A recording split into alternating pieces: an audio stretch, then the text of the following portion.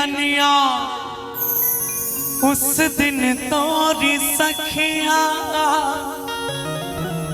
कि करती थी क्या बात हो कि कहती थी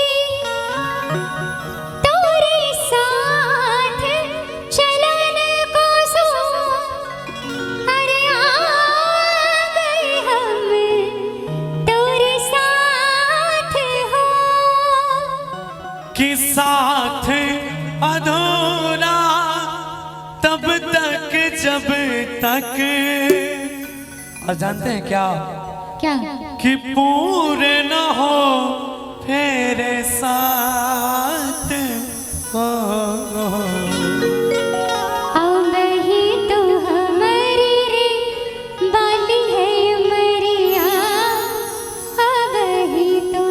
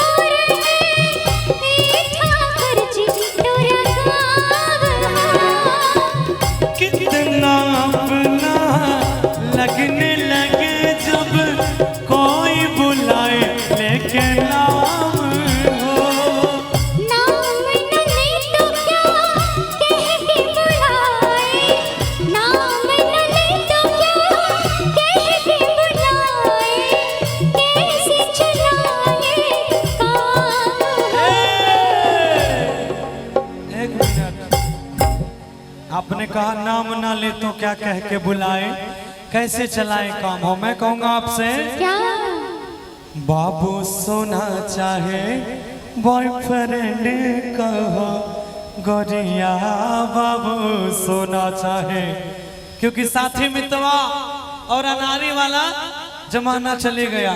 अब क्या है साजन मेरा उस पार है मिलने को दिल बेकरार है, ये पहले था।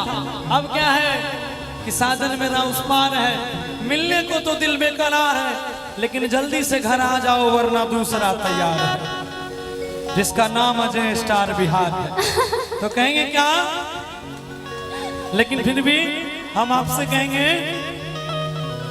कि साथी मितवा या नारी कहो गोरिया कहीं गए जो ठहरे दिन जाएगा गुजर गारिया कन दे हाकन दे।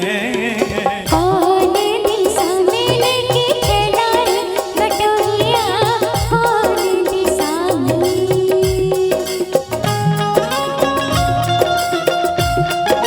क्या बात है।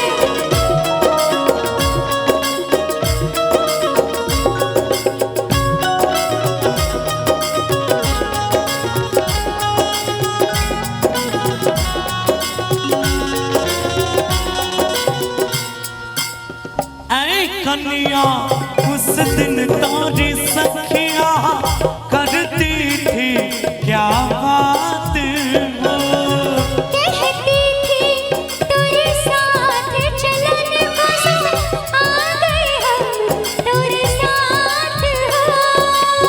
साथ अधूरा तब तक जब तक, साथ अधूरा तब तक जब तक पूरे न हो मेरे साथ हो। अब ही तो हमारी बाली है मरिया अब ही तो हमारी बाली है उमरिया। ठहर ठहर ये सुहानी सी डगर जरा देखन दे देखन दे